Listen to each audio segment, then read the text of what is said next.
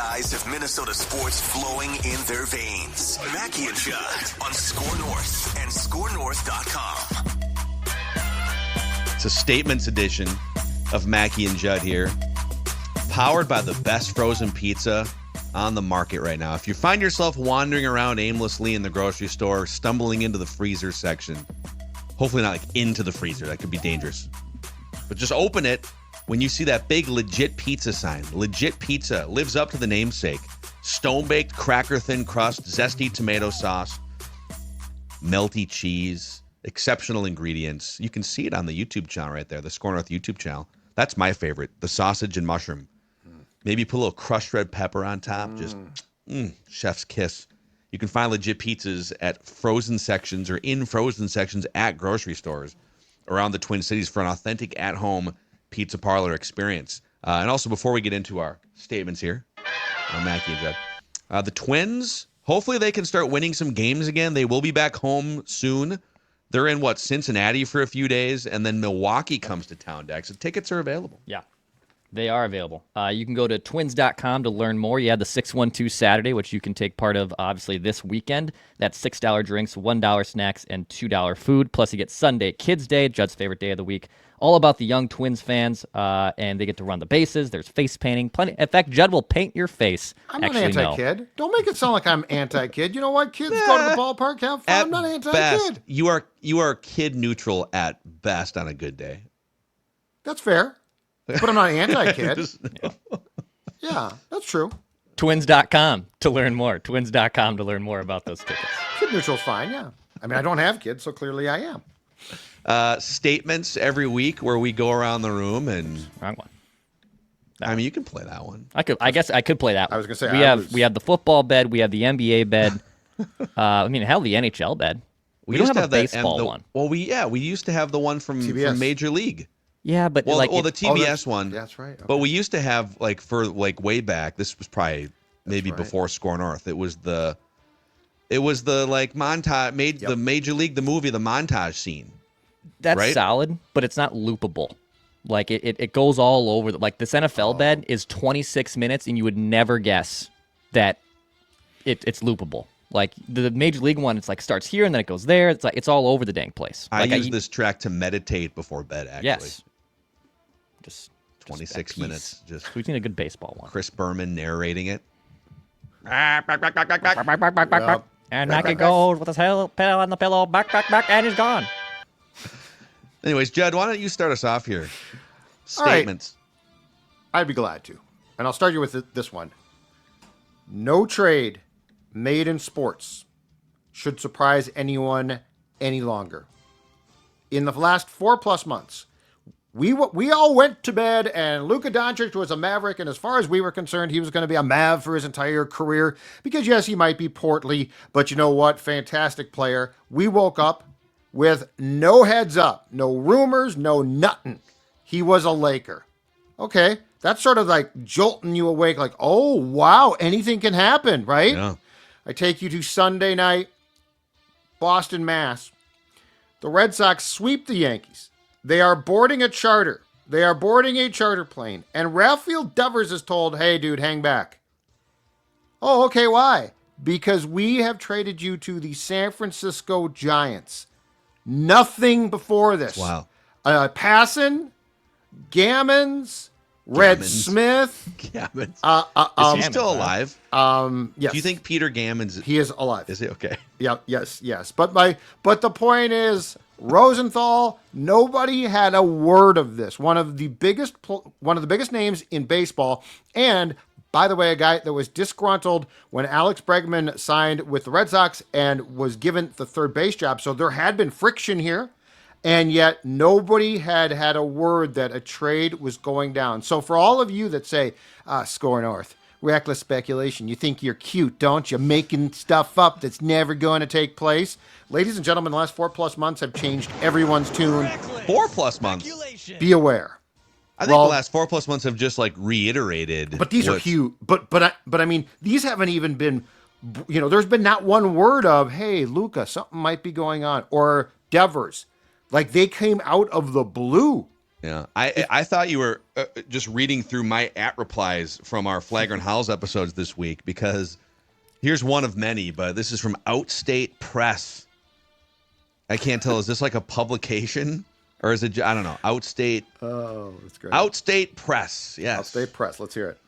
So please shut the bleep up. Oh, that's an aggressive attack from potentially an outstate newspaper. Shut the bleep up already. The volume of clickbait bull bleep coming from you guys is really annoying, which is kind of funny. I think there's there's a couple talkers here. One, you're right. Teams are so wary now of things leaking that they'd rather, in the case of the Red Sox, I think it was admitted that they did not shop Devers. They just struck in the middle of the night. Same as Luka. And the same for the Luka thing. Correct. Because it's so easy for things to leak now. If like 5 people in your front office and an agent are aware of the conversation, someone's leaking it to Jeff Passan or whoever the hell, Brian Windhorst or somebody. And so they'd rather, instead of like the word getting out and now, oh man, now it's out and we lose our leverage or whatever, they'd rather just strike while the deal is on the table. But in the case of fans, I guess if you don't like the speculative stuff, and that's fine, just watch the games, or you don't understand what Judd just said, which is crazy trades are happening multiple times a year in these leagues. Hell, the Minnesota teams have been involved in a bunch of them. Right. That's a good point. Go like the Wolves, Gobert just out of nowhere on like the 4th of July, the Randall DiVincenzo cat trade. So yeah, it is it's anything could come from any direction. And some of these players now, Devers, it's funny because Boston basically came out, and it was Craig Breslow, old Twins lefty, came out and said, you guys are all mad about this, but we think we're going to be a better team at the end of the year than we would have been. And what he didn't say was, this dude has no position. He plays third base at a terrible level, and he's kind of a bad teammate, quite frankly, and maybe a cancer. I don't know. But the whole thing was absolutely wild. And they signed him to that enormous contract a year ago. And the only thing that they did right was they gave him no trade protection against. So I think they bailed. Like, I think it's like they're 1 year into a 10-year deal. No, right. But I think Breslow said, hold on a second here. This guy, again, he is a dynamic hitter, but he doesn't really have a position. He won't go and take ground balls at first base. Like, I think the Mavericks at the end of the day looked at Doncic and said he's a great player, but he's never going to get in shape, and he's going to basically probably hit a cliff sooner than we want. And on Devers, I think it's like, oh my God, we signed this guy to a 10-year contract. So yeah, this is why I think the teams, mistaken or not, are now making trades without calling teams. Also 10-year contracts are stupid. Yeah. They shouldn't be allowed. And San Fran took on the entire length of that contract. Correct. Buster Posey's also in it. Crazy. Yeah. Dude, need Correa to get hot. For just a couple weeks. Got no maybe trade protection. And then Find find an orthopedic sponsorship or something. One of the two. Find a doctor that will green light a trade. Okay. Dex? All right, so I'm going to try to flash this on the screen here in a sec, but I don't think we talked about this at the time because it's been out for like 4 months now. But are you guys aware of, the Super Bowl logo situation where, the Super Bowl logo has had the team colors of the last 3 Super Bowl appearances? In this logo is the following colors, and I'll workshop getting this on the screen here in just a bit for the YouTube audience. But it's purple, it's blue, it's yellow, it's green, it's red. There's some red in there, I think, even too. But I'm just saying, purple logo, if we're keeping this conspiracy theory alive, there's 2 teams that are purple. Vikings, predominantly purple. Vikings and Ravens is the Super Bowl conspiracy logo theory going to apply to the Minnesota Vikings? Are they already signaling the Vikings will be in the Super Bowl? It is a thing, right? It's definitely a thing here. So I just pulled up the visual graphic here. Maybe this is what you're trying to pull up, but of every Super Bowl from every year. And it's pretty spot on. Like Tampa Bay, it was like orange and red. And then like the Eagles back in 2000, 17 or 18, There you go. it was For the YouTube green. audience. Oh boy. Okay. Well, I feel like there's a lot of colors in here. So there's There are. pink, There is a lot of there's colors. purple. Steelers, Packers. How many represented. teams are looking at this on the flip side like, oh, we're screwed? Like the Raiders are screwed because there's no black or silver. I mean, they're screwed in general. Yeah. You got some Lions there. Definitely Lions, Packers. Some Packers. Oh, you know who screwed here? I think the Bears. Chiefs. Oh no, there's some red at the bottom of the. It's like weird, right? Because the bridge, it's got pink. Chiefs red. It's pinkish Yeah. purple up top, but it's red at the bottom. Yeah. Unless I'm Bears. colorblind. I see no Bears. You know, the Chargers with that Lions blue. Chargers Yeah. baby blue Yep, for right. sure. Yep. It would be funny, you know, there's been all these rumblings that, you know, these leagues are fixed and the NFL, who was it that came out and said that there's a script? Wasn't that an NFL player a couple years ago? It was, I think it was. Arian Foster, Yeah. You're right? The old running back. You're right. Yeah.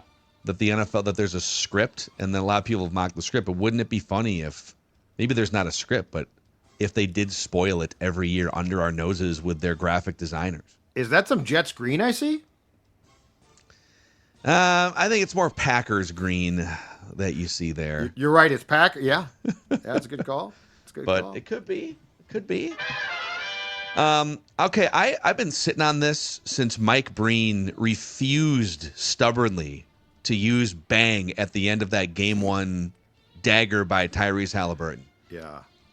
So I'm going to start there, and then I'll deliver my statement here in a second. But how do you, in game one of the NBA Finals, a buzzer-beating game winner, one of the biggest shots in the history of the NBA Finals, say, sorry, I was exhibiting self-discipline. I only use my signature phrase or tagline, bang, if his feet were behind the three-point line.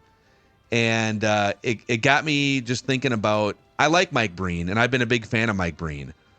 But my statement is, Kevin Harlan needs to be calling the NBA Finals and also the Super Bowl at some point.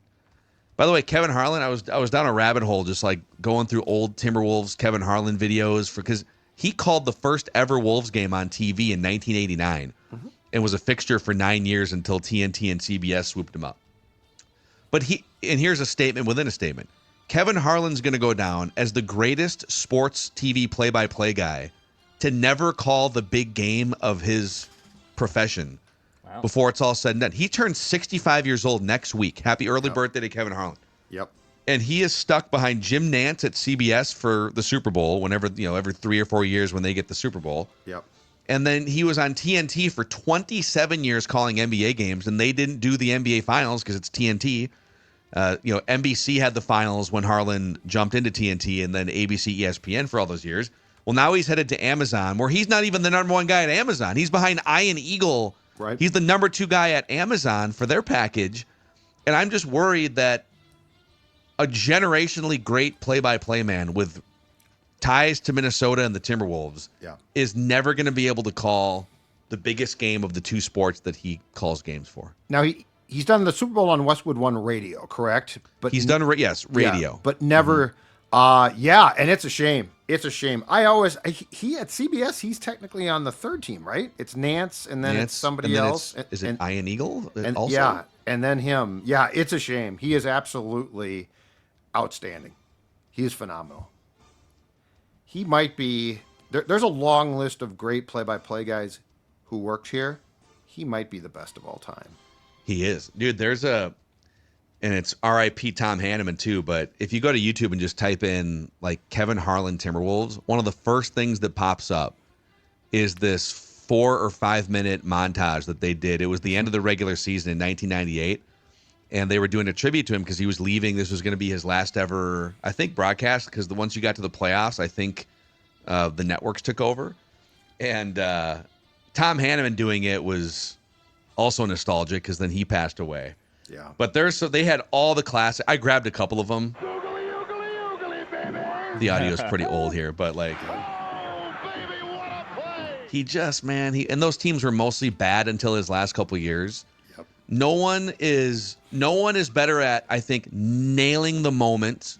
Yeah. No one is better at having fun, improving, and he's going to wind up being 75 years old by the time Jim Nantz steps away from C. He's going to have to I would love it if ESPN would hire him to take over for Mike Breen at some point to do the like ABC ESPN to do the NBA finals or if NBC gets the finals at some point. He is a better I think personally on football, I like him more than Nantz. Me too. I think he's the best at both. Yeah, he's might fantastic. He gets it. He totally gets it. I'm not clearly biased because I grew up as a kid like loving his Wolves play-by-play. But who are the top outside of him? Who are the top football play-by-play guys right now? Joe Buck, like just in terms of pecking order. Mm-hmm. Joe Buck, Ian Eagle, Jim Nantz, I guess Al Michaels technically still on Amazon. Yeah. And then is it who's Burkhart doing is the Mike Fox guy? Burkhart. Mike Tirico. And then I mean he blows Burkhart out of the water. Yeah. Yeah. And Tirico, he's better than Tirico, I think. I love Tirico. I don't know. Tirico. Yeah, I don't know if he's better, but I love Tirico. Tirico's really good. Yeah. But he's definitely like Nantz is fine, but I definitely would put Harlan in front of Nantz. And plus, you know what else he does? But CBS won't be. That's CBS. CBS. The other thing Kevin does too is he always elevates the person he works with. Yeah, Reggie.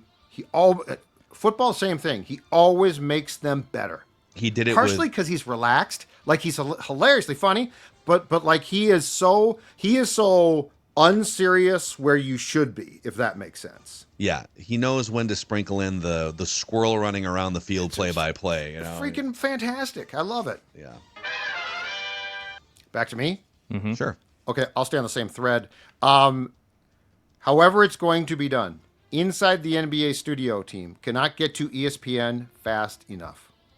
I don't know how much, and there's been a bunch of criticism, and I don't know how much of like the halftime stuff that you guys have consumed.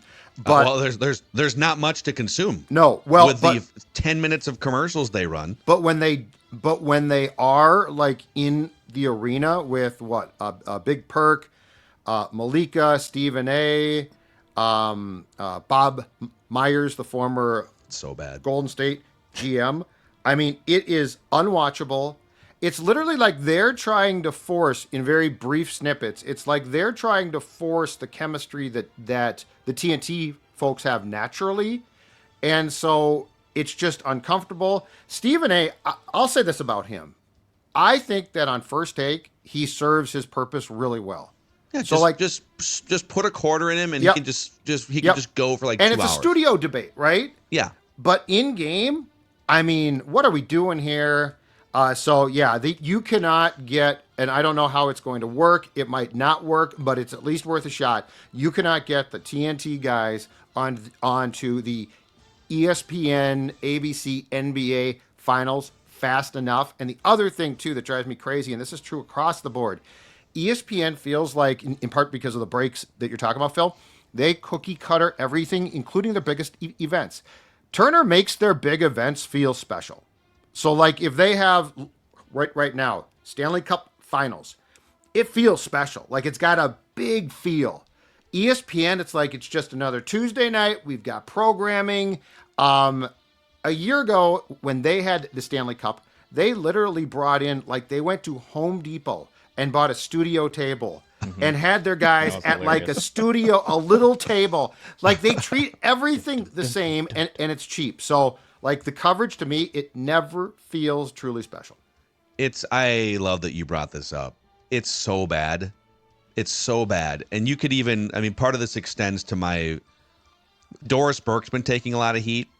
And Richard, no, who's the other one? Is it Richard Jefferson? Richard, yeah. Richard Jefferson. And they're okay, but they've been shuffling. They had Redick a year ago, and they got unlucky because then he took the Lakers job. They've been shuffling. They fired Mark Jackson and Jeff Van Gundy. And those guys did get a little old and grizzly and kind of sour on the game. But especially ESPN's had these issues with Monday Night Football and now with their NBA coverage where it's like every year they're just trying something different. They're putting new people in the play-by-play and color commentary positions, and then they're trying something new with the pregame and the halftime show. And the chemistry thing, it is the two inside the NBA and the current NBA countdown are literally the bookends of like the chemistry scale of what you could get if you compared all the other pre and post game shows. Inside the NBA is the holy grail of chemistry. NBA countdown is like, first of all, two of the guys, well, I would say all three. Bob Myers tries to have a little bit of fun, but Kendrick Perkins is like a super straight-laced, serious take guy. Stephen A. Smith never cracks a smile on that show. He's there to like fight people, and that works on First Take. But those shows need to be a celebration. They need to be laid back. They need to be fun with some analysis, like Inside the NBA does. And then poor Malika's in there, like, trying to organize the whole thing, and is like one of the youngest people in a position like that in the country. It just doesn't work, man. No.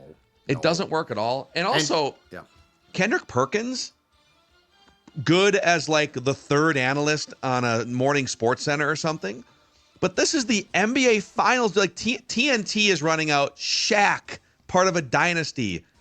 Kenny, who won championships with the Rockets. Barkley's like one of the two or three greatest players of all time to never win a title, and is the most entertaining former player doing media the last 30 years. It's like these titans of their sport on the court and in the media. And then you got like a role player, Kendrick Perkins over here, and Stephen A. Smith it's like Stephen A. Smith is shooting 30 shots without any sort of connection to the rest of the team. Yep. And then they run like for a 12-minute halftime, they run like 10 and a half minutes of commercials. It's the whole thing is a disaster. Yep. So I don't know how the change is going to look, but hopefully it works, and hopefully it's not this. And the last thing too, Stephen A., if you're going to play games during the game on your phone, really solitaire? Like, that's really what you're playing? I'll defend him on the solitaire. Solitaire's I'm not a long time phone staple. game guy, but I'm just surprised it's not something a little bit more exciting. What's funny is the picture went out initially, and he clapped back and said, yeah, during timeouts, and then people came in with the video. It's like, no, there's an NBA Finals game going on. And he's just like dribbling right below you. He's so bored and numb to the sports that he covers now. He's got to find other ways to stay stimulated. So, okay, before we jump back into Declan here, here's a statement. There's a big soccer tournament coming to town later this month. It's the CONCACAF Gold Cup. The quarterfinals are coming to Minneapolis Sunday, June 29th at US Bank Stadium, the premier national tournament of the summer. You get to see two epic matches with one ticket. Some of the best and biggest stars from across the region battle it out in the Gold Cup quarterfinal doubleheader. Again, Sunday, June 29th, US Bank Stadium. Ticketmaster.com for tickets, or go to goldcup.org/tickets. goldcup.org/tickets. MSP Plumbing, Heating, and Air Conditioning helping us. It's going to be like 95 degrees this weekend, so you got to get that air conditioning dialed in, Judd. Exactly correct. In fact, with that in mind, book a $49 AC tune-up and get a BOGO air quality bundle. That's right, folks. BOGO, I love to say that. A pristine electronic air cleaner and a UV light for the price of one. That's fantastic. Also ask about their Total Comfort Club membership, which will allow you some perks and privileges as far as if something does go on the fritz, MSP will be there to fix it. And they're also partnering with the Open Door, a hunger relief organization providing food to more than 20,000 people a month. MSP will be collecting brown paper bags during their HVAC and plumbing calls, so you can definitely help there as well. Again, it's going to be hot outside. If you have any questions about your AC, address them now. 651-615-4292 or call MSP.com. Call MSP.com. Here's a question for you guys. I had a grad party over the weekend, my brother-in-law's grad party. Is pulled pork the George Washington on the Mount Rushmore of grad party food? Wow. I feel like if there was a Family Feud board, grad party foods, it's the number one option. It's the number one answer. Are you saying the George Washington on the Mount Rushmore of best grad party foods, or foods you're most likely to find at a grad party? More the latter. Because I think it's the number one you see the most at grad parties. Pulled pork, and I'll even like loop in pulled chicken, like if you really want to get semantic pulled meats. Yeah, pulled meats. Pulled meats. Pulled pork sounded good. Pulled meat sounds a little bit. Yeah, you're probably right. Shredded meats? Is that no? Yeah. By the way, pulled pork, good. Pulled chicken, stringy. Too stringy for me. And it doesn't have enough taste necessarily. This might actually be a Purple Daily snake draft topic for the week here. This could be a grad party. I think it would have to be best grad party foods. Yeah. I'm gonna make a note of that for this. I'm sub. By the way, the snake draft historical performance by yours truly. Most votes of all time. Yep, so the most total votes of all time, and the highest winning percentage by a person of all time. It's the most opinions and the strongest opinions that the audience we got has ever roasted, had. Mm-hmm. we got absolutely. Well, first of all, like Dex, it was a great week to have the number 1 pick because you had. I mean, Happy Gilmore. Happy was Gilmore just puts you in a good 1-1. position. But then he took ones coming back around that I was shocked. That we were, Big Daddy, I was shocked. Yeah, I didn't realize that the Big Daddy was that highly regarded as a Sandler. It's a good Sandler movie, but it's what separates Big Daddy from like don't ask Billy Madison or Billy Madison is mine. I mean, Wedding Singer, man. I'm getting heat. Listen, there's no defense. The audience. No, spoke. you got annihilated, and so did I. Well, who won between me and Judd for the second place? Phil probably did. Let's see here. But we both took it in the chin. That's okay. Because we have Andy Pettit subbing in on this Friday's edition of Snake Draft. Judd, you had 6.9%. Phil, you had 4.7%. I had 88.4 of the 1,200 plus votes. That's so bad. I feel like the grad party Snake Draft should probably be held till Declan is back, though. You guys can do it if you want. But is grad party season going to be over by then? I feel like this is like a prime week for grad parties. Couple things in this because now this is just spewing takes. Number one, AJ will have hot takes on grad party food. I know it. That dude loves hot dogs. That dude loves pulled. Like that's up his alley. So do it. Do it with AJ. Absolutely. But also, I at my grad party I did hot dogs, and timing wise, which ended up biting me because I tried to avoid this situation as a whole. I had my grad party like late July because I was playing baseball. I had a bajillion other grad parties to go to. I didn't want to interfere. So I was like, I'm going to put mine like in mid to late July. There's no conflict then. Well, one of my baseball games got rained out and rescheduled for the morning of my grad party. Yeah, so I had to miss like one of my last baseball games, which I was furious about. You missed a baseball game? My mother wouldn't let. Dude, I was livid. I didn't even have one. Couldn't you have just moved the grad party to like later in the day after the baseball game?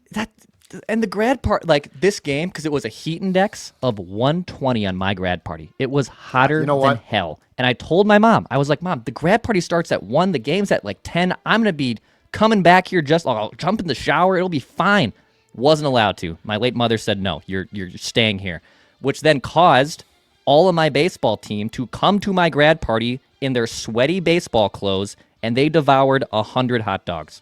Went through 100 hot dogs at my grad party. So I think timing too. Yes, I do like the later grad party. The pulled pork, I liked hot dogs. I do think we should mix up some of the grad party foods. On that hot of day, one, unless we're inside in air conditioning, I don't want food. Second of all, grad parties, among the most overrated traditions that started, I don't know when. After me, I don't remember going to any, in 1876 when I got out of Benilde. And here's the other thing that's a problem. Grad parties have resulted in more grad parties. Kindergarten. My child's graduating from kindergarten. Let's have a celebration. Now it's junior high. From elementary school to junior high. Let's have a celebration. What are we doing? You know what? And the fact that you had to miss a baseball game is ridiculous. Okay, so much to unpack here. For one, I do agree with you on like the kindergarten graduation. Yeah, like, that's a pretty low bar to clear. Yeah. Like pretty much just like fifth grade or sixth grade. I think elementary school's fine. Because you've made it. You're like 12 years old. You kind of made it through your first decade. Dude, going from elementary to middle school, in my opinion, is a steeper step than middle to high school. Hot take. As far as what? Hot take. Like as far as what? Like what the social move? Yeah, the social move. Oh, I agree. You're going through changes as in but you don't need your a life. Party for it. Just shut up. I think you can do like a ceremony at your school's fine. Okay. I'm not saying you do a party no, that's fine. I'm saying an actual party that like your parents throw. I think what we're running into here is you could literally take what Judd just said, which is you said high school grad parties are unnecessary. You could sub in any social engagement period that doesn't revolve around like a sporting event, and even most of those would be off limits for you, is unnecessary. This is more like Judd's ethos and approach to life than it is. I just feel that Sort of like- grad parties in high school have now resulted in. And Dex, to be clear, I'm with you. If the school has something, that's fine. I'm saying, oh man, I'm going into 7th grade, junior high. My parents are throwing a shindig. It's like, no. And second of all, here's the advice, kids. 7th, 8th, and 9th grade are going to suck. Like, you're changing, they're your crappy friends are grades. going to abandon you half the time because you're going to have falling I out. feel like ninth grade's in a different bin because now you're in high school. Unless you're talking about the old days when was like 9th grade ever part of junior high? It was It before was my back time. in the day, and Okay. now, Okay. and now what they're doing, I think, more of is you're after elementary school is done after 5th grade, and middle schools are now doing 6, 7, 8 instead of 7, 8, 9. Oh, okay. That's what Yeah. they're doing now. That's awesome. But we don't need parties. There's also like a huge difference between a 6th grader and an 8th grader. I feel like because Huge. it's like you literally have 11-year-olds Well- who look like they're 8, and then you have on the high end of that 14-year-olds who look like they're 20 and have a Declan mustache, Yeah. all like in the same hallways. 9th and 12th grade, though, too. Like, that is intimidating. Yeah. It's a lot. There's a lot. Yeah. But I mean, those like 3 years or so, just as far as changes go and as far as your chemical imbalance goes, they're just gonna suck. Yeah. I wish someone had just told me, "Hey, Judd, it's gonna suck." It's gonna suck. Yeah, actually, I would have appreciated that as well. I'm with Judd there. You know, you don't got to fight through it. Just accept it. Keep your head down. Keep your mouth shut. And in like 3 years, you're gonna be fine. I think there's like a New York Times bestseller book idea here from the sports dad as the author. It's gonna suck is the title, and it can just be all the things in life that are going to suck, and the end of each chapter can just be figured out. Drink a beer, couple of beers. We're so big on protecting our children now from things, and I mean, this goes back. This is not a new thing, but we're so big on shielding and protecting them that, and on some of the most important things, we don't just tell them the truth, which is you're going through changes. Everyone else feels like you do. Some kids are going to try to act cool, but to quote the great Kelly Campbell, it is what it is. Is it fair to say that like most of the coolest kids in 8th grade turn out to be like either gigantic losers later in life or peaked when they were in You do not want to peak in high school. I saw third it. year in high school? Nope. You do not want to peak. You do not want to peak before you get to college. It is not unless you're just great in sports. Like that's different. But like as far as the coolness factor goes, the Fonzie factor, you do not want to peak. Fonzie. I have a bachelor party this weekend, and 90% of them are guys I went to high school with. It's like 14 total guys. I would say 9 of them I went to high school with, but I became a lot closer with them, ironically enough, after high school and after college. Like I was friends with some of these guys, but I'd say I came closer with them in my late 20s than I did when I was a teenager going to high school with them. So, what is your strategy to avoid feeling like death on Monday after this bachelor party? I will. My strategy on paper is the following, and I'm trying my absolute best to stick to it. Every 2 beers, every 2 beverages, whatever it is, I mix in a full bottled water. Yeah, that is my strategy. And this another one I'm trying to stick to. No shots. Yep. Like hard. I'll do a mixed drink. that's I'll tough because there's I'm peer proud of pressure you. of like, I know. hey, No, let's go, no shots. I know. You're old enough. Do not do shots. The whiskey Great. I love whiskey gingers will be poured. I will be drinking a lot of those. That's fine. But Sure. but shots, I'm gonna try like my absolute best to not take them. I feel like the things that get you are unexpected fun times, though. Like I feel like if you're going into this and we're talking about it, like what are you going to do? What are you going to do? That you're going to have a plan. Yeah, like a kindergarten grad party. Yeah. Wow, Yeah, just exactly. passing the I bottle feel around. like the is great. problems are when a buddy calls you on a Saturday and says, "Hey, let's go out and do some drinking." That's when Monday you're still like, "Oh my God, what happened to me?" So You want to hit a middle school grad party? Be great. Oh, I'll bring You a want to hit a flask. kindergarten grad party? Let's bring a case of something. Yeah, I just tell you don't need a kindergarten graduation. Just let the kid go to first grade and shut up. I have one last statement here, and it can be a quick one. It's just I am very disappointed in the weather last night. I don't know. You guys, we live in like different parts, but I was ready. I was like prepared for 3-inch golf ball sized So are hail. all the TV people. Dude, I was watching local. I don't usually duck into local weather did coverage, too. but like for 48 hours, it was here we go. And I don't know, it spit some rain and there was a couple flashes of lightning. Now, I don't know, maybe I saw up north there was a touchdown, a tornado like near Breen or something. But it's always a little bit of a buzzkill when you're settled in for a nice night of some tornado warnings and stuff. And you know what, though? Happens. The good thing was because it dissipated quickly, Channel 5 put their weather coverage on 45, but then got you to the basketball game. Because I texted Dukes, and I'm like, are we going to be going in and out of the basketball game? And he's like, no, because, and I did sense, I will say this. Do you guys sometimes sense that as these storms trail off or break up, the guys on TV, the weather people, I should say, are disappointed? They're trying to like pump it up and, hey, listen, this could, you might die still. So you guys stay tuned. I sensed some disappointment last night. I sensed disappointment because a lot of people just like, people think we're clickbaity, like weather people. Like, are we sure we're accurate with what we're forecasting here? That's a whole thing too. I mean, it is a similar parallel in that, like, hey, the Kevin Durant trade rumor stuff. Yeah. It's very exciting. There's a chance that we could debate whether it's good or bad for the actual wins and losses, but Kevin Durant and the idea of Kevin Durant, Anthony Edwards is very exciting. And, we get to sit here and talk about it on Flagrant Howls and whatever. And And then if the trade deadline passes and, they don't do anything, they just go get like Tyus Jones on a vet minimum signing, you're like, it's kind of a buzzkill. I think that's the case. There's not an F5 tornado coming down to save the weather report. Durant is on our Doppler right now, is what you're telling me. Yeah. And if it breaks up, it breaks up. The conditions are ripe for a Kevin Durant trade of some Stay kind. trade aware. Stay trade aware, ladies and gentlemen. All right, there's your statements here on Mackey and Judd. The original Score North podcast, by the way. Mackey and Judd. See you guys.